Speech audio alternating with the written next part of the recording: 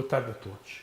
Sejam muito bem-vindos a esta mesa redonda dedicada a um tema cada vez mais reconhecido como central para a segurança do paciente: os erros de diagnóstico em medicina. Durante muito tempo, quando falávamos de erros médicos, pensávamos sobretudo em erros de medicação ou em complicações cirúrgicas. No entanto, sabemos hoje que os erros de diagnóstico são não apenas frequentes, mas também responsáveis por uma parte significativa de graves danos inevitáveis nos sistemas de saúde. Esta é uma realidade complexa. Envolve tanto fatores humanos, como os enviesamentos cognitivos presentes no raciocínio clínico, como fatores sistémicos, como sobrecarga de trabalho, falhas na comunicação e limitações tecnológicas. Reconhecer esta complexidade é o primeiro passo para podermos pensar em soluções eficazes. O objetivo da nossa conversa hoje é justamente abrir espaço para partilhar experiências, refletir sobre os desafios e discutir estratégias que possam ajudar-nos a reduzir os erros de diagnóstico. Mais do que respostas definitivas, queremos levantar perguntas, provocar debate e, acima de tudo, estimular uma maior consciência sobre este problema ainda frequentemente negligenciado. Para enriquecer esta mesa redonda, temos connosco dois convidados de excelência.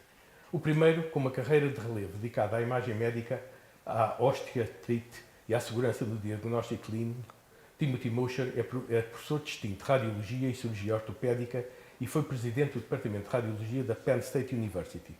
Autor de mais de 70 publicações científicas, tem-se destacado na investigação em ressonância magnética, imagem quantitativa da cartilagem e no estudo de erros de percepção no diagnóstico médico, colaborando com instituições como o National Institute of Health e a Society to Improve Diagnosis in Medicine. A seu lado está o professor Dr. Fernando Regateiro, médico, professor e gestor com um percurso notável na saúde e na educação. Licenciado em Medicina e doutorado em Genética pela Universidade de Coimbra, é professor catedrático jubilado convidado da Faculdade de Medicina da Universidade de Coimbra e da Universidade de Cabo Verde. Autor do Manual de Genética Médica, coautor de 17 livros e mais de 200 publicações científicas, destacou-se também na gestão hospitalar, presidente ao Conselho de Administração do CHUC durante cerca de 8 anos. Atualmente coordena a Comissão Nacional para a Humanização dos Cuidados de Saúde no Serviço Nacional de Saúde.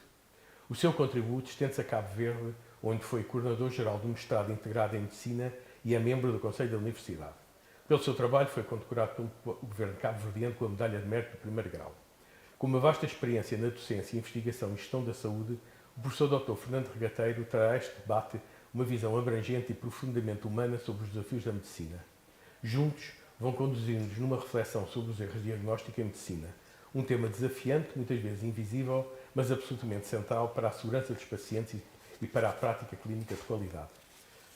Convido então os nossos oradores a iniciar esta discussão e a todos a participarem também, quer sejam médicos, profissionais de saúde, gestores e, claro, pacientes. Well, let's start this talk about diagnostic errors in medicine, a brief history of the neglected cause of patient harm by, for me, a fundamental question. What constitutes a diagnostic error in medicine? Well, thank you for the opportunity to join you today. I think that question really touches at one of the heart of the problems with diagnostic error. If you look at the 2015 kind of consensus definition, a diagnostic error is the failure to make an accurate and timely diagnosis, and then also to communicate that diagnosis to the patient, hopefully in a ways that's going to benefit the patient. But inherent in that definition is a lot of subjectivity. I think with other medical errors, for example, medication errors, if a patient was supposed to get drug X and they got drug Y, everybody can agree that's an error. If they were supposed to get their left knee operated on, but they got their right knee operated on, we can agree that's an error. That's a wrong site surgery error. But a diagnostic error can be a little more subjective. For example, you might have a patient that went to see their primary care clinician with some vague chest pain, maybe a little upset stomach, not really sure what is going on. And then 3 weeks later wakes up with severe chest pain and is diagnosed with a heart attack. Was that initial evaluation a diagnostic error? You might find some people that say, it could have been. It was an opportunity to diagnose cardiac disease and it was delayed and it ended up with harm with the patient. So that's one of the challenges that we face, is being able to have accepted and agreed upon definitions so that then we can begin to measure them and hopefully reduce them. Well, thank you for the invitation. It's a real pleasure, of course. and I should put a disclaimer, because I am convinced that no medical doctor have errors in their clinical reasoning mainly due to incompetence or inadequate knowledge, but to frailty of human thinking under conditions of work, with complexity, uncertainty, and pressure of time. And this should be a disclaimer, because I am convinced that every doctor fights for good and never prevails the absence of this principle. Yeah, and I think that's an important point that you just brought up, because I think one of the things that we found to be a challenge in reducing diagnostic errors is that physicians take it very personally. To your point, they're not intentional about harming patients. They don't want to do that. They don't want to have somebody tell them that they're thinking wrong. Yeah. Or that, and so it becomes a very personal thing for physicians. And as a result, we don't share them oftentimes. And more, we have voyeurism just coming from press, just trying to amplify, which is a natural error. Yeah. That means to make good medicine implies exactly some practice, many times off-label, many times innovating, and many times working with the uncertainty of every people. And everyone is different. And the supports are not able to say us the difference between you and me. Yeah. So evidence tells me, evidence medicine tells me, okay, we have these characteristics, you have these characteristics, and they are identical, so I will prescribe this medicine. Right. Wrong. For you it's good, for me it's not good. Right. So we need to have this in mind when we point out an error. Of course, we are humans, and humans make some mistakes, of course, is natural, but not as a will, as a will. Yeah, I think dealing with that uncertainty element is always a bit of a challenge, because it's one of the other problems we have is we oftentimes see our mistakes retrospectively and say, I could have done this, or I should have picked up on that, which is true of any type of error, but I think particularly, as you point out, cognitive errors, when it's how we're thinking about a problem in a patient. There are so many factors that can drive the opportunity for those errors to occur, that risk for it. You touched on one, which is workload. I think all clinicians now are getting more and more work placed upon them, able to spend less time with patients, able to have less opportunity to maybe tease out those nuances that in you might be a significant finding, whereas in somebody else, no, that's just their baseline measurement. And that takes time, that takes thought.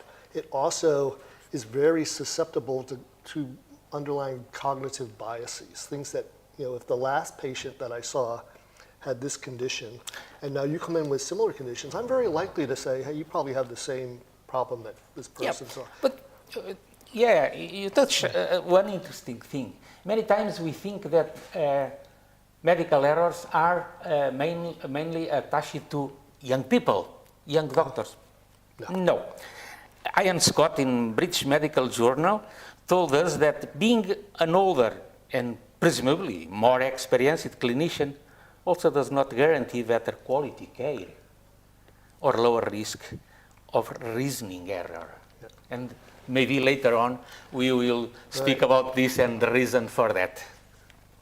Well, I think to that point, there's a couple things that happen as we begin to become more experienced as clinicians as it relates to diagnosis. One is that we oftentimes have seen conditions so often that we see very characteristic patterns, and our thought process happens almost subconsciously.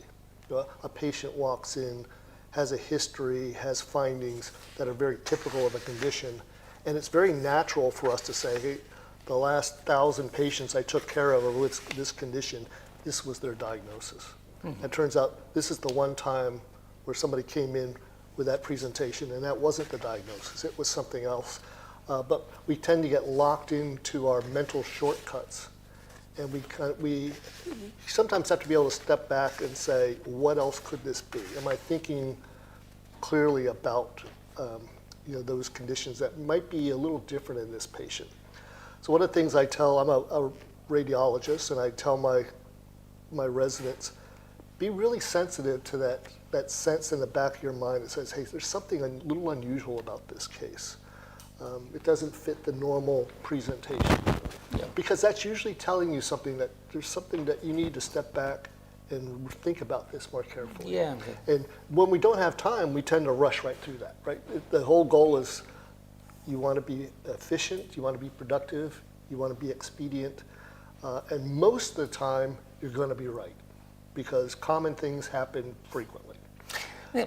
It's when those uncommon ones happen. When I was preparing this talk, I found a statement coming from Royal College of Emergency Medicine, yeah. And they identified high-risk situations, and the factors that can make errors more likely to occur in these high risks. For example, and you are speaking just conducting your talk to that. Interruption and distractions. Tasks out of normal sequence. Unanticipated new tasks. And multiple tasks. Attempting to concentrate on too many things at once.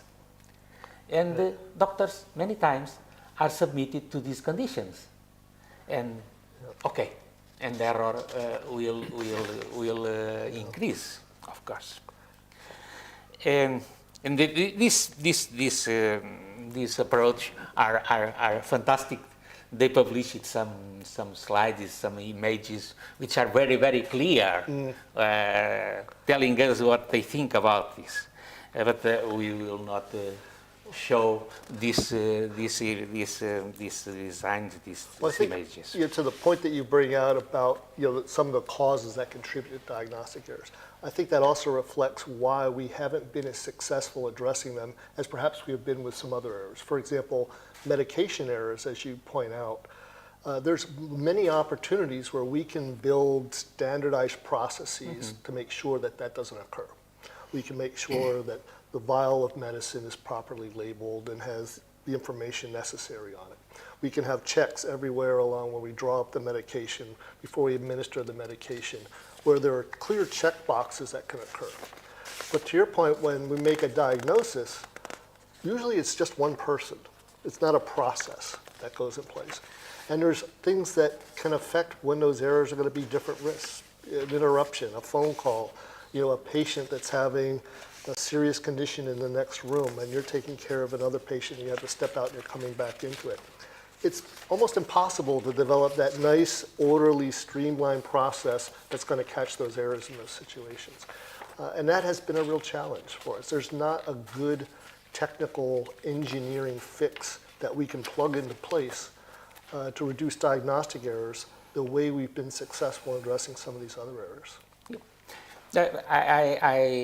I collect a case study for this, and it's too easy to say. A tired junior doctor prescribes an incorrect dose of a drug, and the pharmacist is too busy to check it. Point one. Point two, the nurse who gives the drug was not familiar with it, and she was about to go on a break. She gives the drug without having it checked by a second person. The patient suffers an adverse reaction due to receiving the wrong dose of the drug. And the question will be, what are the causal factors for this error? Poor teamwork, poor leadership, not following emergency procedure, circumventing safe systems, or correct equipment not available. We can think about these positions, these points. And the answer will be poor teamwork, of course, point one, and circumventing safe systems, of course. So this drives to us one important point to avoid diagnostic and medical errors is working as a team and following procedures, established procedures. And to point out, like when you talk about the team, I think one thing we always have to be aware of as clinicians is to make sure the patient is part of that team. Yeah, So that's an important thing. Because I think oftentimes Yeah. you might be going through the process of saying, here's what I'm hearing, here's kind of the diagnosis that I have, here's what I'm thinking. It's really important then to step back and ask the patient, does that kind of make sense to you? But you know your history better than anybody. You know kind of the symptoms you've been having better than anybody. Yeah, of course. Is there something I'm missing on there? So I think that's one step. And then the other step that's really an important factor with diagnostic errors is that communication piece. So for example, one of the common errors that we face in radiology and other medical testing areas is a patient will go in, they'll have a test, they might have a lab drawn or an imaging study. They don't hear anything back for a week. They say, I guess everything was fine. They would have called me if there was a problem. And what happened is, that result got lost in transfer. And then later on they find out, no, there was a significant finding on your testing that that should have been acted on. And the person that's most likely to catch that is oftentimes the patient. So I always encourage the patient to be very proactive. If you're going out and you're getting a medical test, make sure you follow up on it. Don't just assume that it's normal. If you have some kind of complex problem and your physician's talking to you, does that make sense to you? Feel comfortable asking questions, because you might be the person that's going to say, wow, that's an important piece of information that I wasn't thinking about. And now, based on that, I'm going to have to think a little bit differently about how I take care of you. So I think a proactive patient being an important part of that diagnostic team is a really essential component. I agree, completely agree. This relationship between the team, the clinical team, and the patient is really important. Furthermore, it's also important the relationship with family. Yep. And this triangle, clinical team, patient, and family, can support much better outcome, right. Clinical outcome, and reducing the time as an inpatient, and demonstrate and show to patient that they are cared in an humanized Yep. health approach. And this is really important. And I think the other thing that teamwork does. Yeah, and there are another. It's relationship between members of the team work. Oh, absolutely. Yeah. Because if this doesn't work, then the other steps broke. Yeah.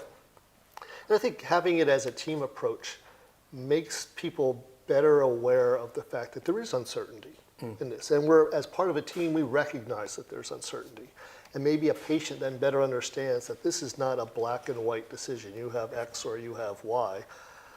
We've discussed maybe 3 or 4 possible causes of your medical condition here. And hopefully you kind of understand that we kind of are doing why we're doing our testing, our thought process by how we're addressing it. And I think that makes it easier than if you end up on the wrong diagnosis, people know how you got there, as opposed to just saying, well, I got there because the physician wasn't listening to me or didn't care about me, or, that team-based approach, I think, reflects some of those other factors that, as clinicians, if an error does occur, it takes away some of that personal angst that you have, that you feel that we worked through this process as a team. We worked to try to achieve the best outcome. Maybe that the best outcome didn't occur, but we collectively know how we got there. And the point is the fear of, namely a medical doctor, to show an error, because, well, they fear financing Well, there's constraints, right. reputation, and so on. So one approach, one updated approach is just to promote the institution with a safety culture, is just to promote transparency and the discussion of these moments. If we have an error, a medical error, a clinical error, a diagnostic error, then we should mobilize people, involve with people, and discuss with transparency.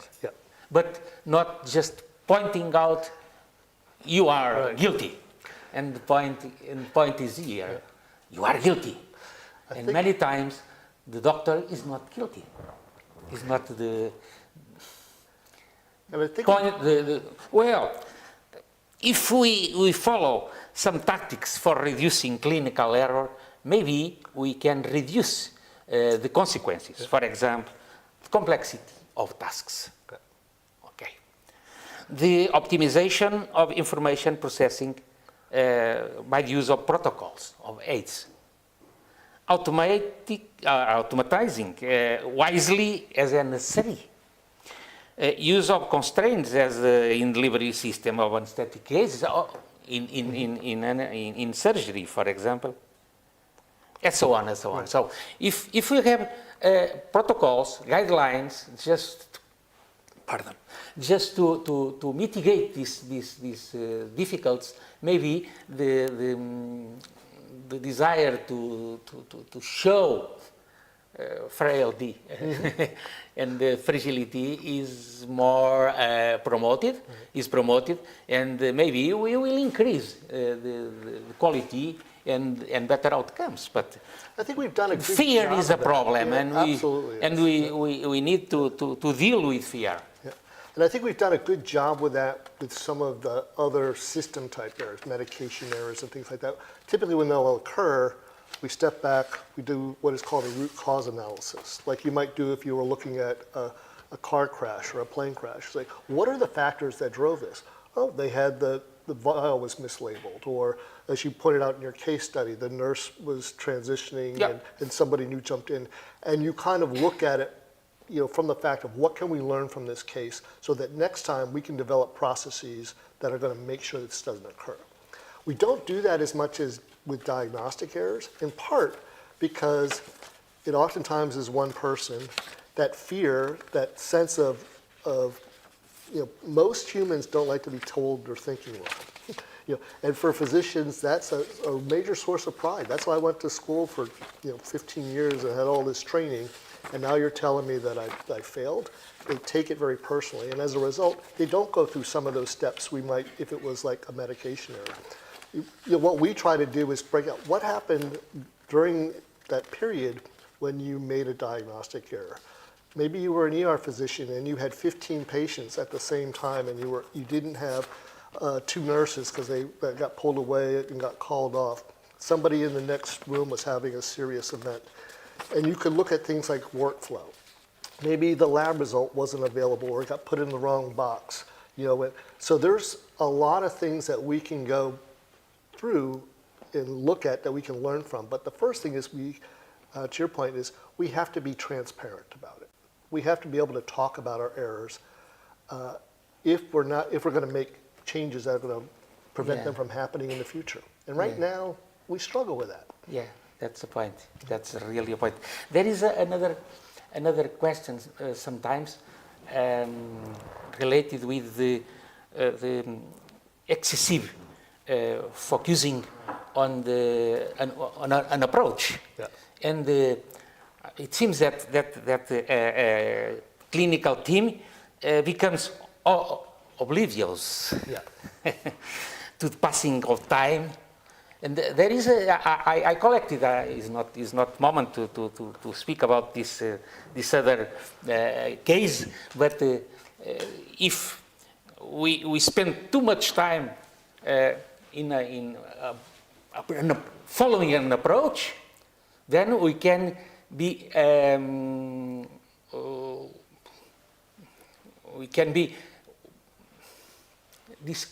not disclaiming, but we cannot follow the right approach, for example, in an emergency. Let us see. Yeah. If we need to make a tracheal approach and to avoid anoxia, but we are trying to do another approach, another act, just in anesthetic it can arise. And anoxia can and oftentimes you point arrives. out the emergency in that sense of time, how that plays in. You mentioned, one of the parts of the definition of diagnostic error is timely diagnosis. Yeah. And if it's an emergency, if you're having a heart attack or you're having a stroke, minutes, seconds count. If you're dealing with a diagnosis that you've had for 2-3 years, that you have a little more flexibility of time. And when we look at the type of conditions that are prone to error, that need to make rapid diagnosis in a short period of time is a major factor. So if we look at where do diagnoses typically occur, the two that are we see in the emergency room are cardiovascular events, primarily stroke, not so much heart attacks, because I think we've developed, to your point, very clear protocols. If somebody's coming in with chest pain, these are the labs you order, these are the tests you order, this is what you start to do stepwise to make sure that we don't miss those diagnoses and they occur very quickly. The problem with stroke is it's much more variable. Somebody comes in with a little bit of dizziness and you're thinking, maybe they have a problem with their middle ear or there's a lot of causes for it.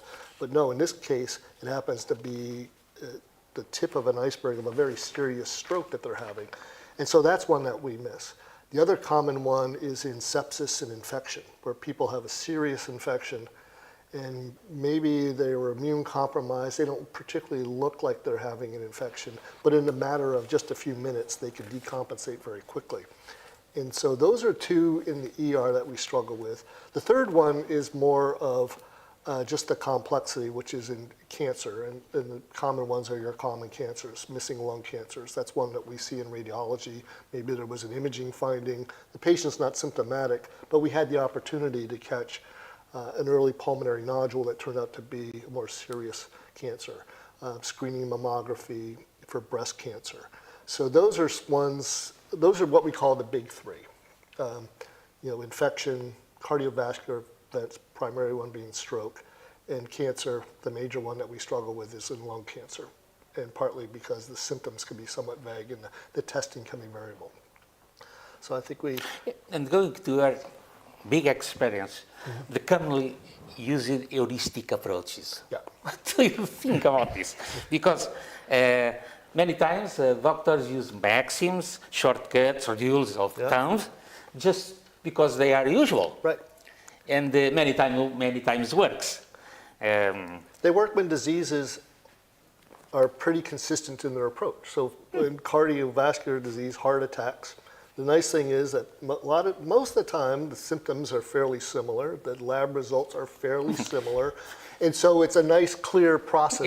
Yeah. Where stroke is, it's quite heterogeneous and it's quite variable, and it's you get a 19-year-old coming in with symptoms of stroke, you're not necessarily thinking stroke. If it looks like a duck, right, sounds like a duck, and walks like a duck, it's a duck. Exactly. And so that's sometimes heuristics are good. But then the problem is if we get locked onto them, and that's the only thing we use, those shortcuts, then they can be a challenge. And the young doctor asks, but could it be a goose? And the old doctor is, no, it's a duck. Well, with two outstanding doctors over here, well, I wouldn't be necessary, but we are almost at the end. We need to finish, but I have a lot of questions to pose, but there was one that is the fashion question. and is how can artificial intelligence or decision support tools assist clinicians in improving diagnostic accuracy? Briefly. I think one quick way, I think one thing we have to make sure of is we don't replace human intelligence with artificial intelligence. So I think that's part. The nice thing about artificial intelligence is it can do things that are repetitive. For example, making sure that lab results that were ordered are back. And if they're abnormal, making sure that they're clearly communicated. We use artificial intelligence, for example, in the ER, to triage some of our studies. Somebody gets a head CT because they had trauma. Artificial intelligence is very good at us saying, hey, I think this CT exam has an intracranial hemorrhage. And rather than reading this tomorrow morning, you need to read it right now. And so there are ways that we use it from a triaging approach for managing very complex systems so that information is presented to the clinician at the right time. I think that's a great application for it. I don't want people to think that we just simply put information into an artificial intelligent algorithm and it's suddenly going to make great diagnoses. Well, yep, I agree with you. AI does not substitute medical doctor and medical reasoning. Responsibility should be up to the medical doctor. Reasoning, IA reasoning many times is still not okay. And there is a point to have in mind with AI concerning divergence reasoning. Yeah. AI is unable to follow divergence reasoning. So it's very good, it's wonderful to support, but support following instructions and conditions given by medical doctors. Yeah. Well, we could be here the whole day, would be very interesting. Perhaps some other time we can have another talk, even or by Zoom eventually. But I will wrap things up saying that thank you very much for being present, my friends, Professor Timothy Mosher and Professor Regateiro, and for sure I need to thank to the American Corner that made this possible. Thank you very much, and until next time. Thank you. Thank you.